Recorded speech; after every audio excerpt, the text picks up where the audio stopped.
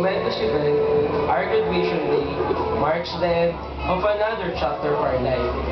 Soon, we will be facing a different world, more exacting, more requiring, and more challenging. We may have different dreams and aspirations, but aiming for one goal, and that is to reach for our star. We are certain that you will be with us as we take another journey. Thank you and God bless.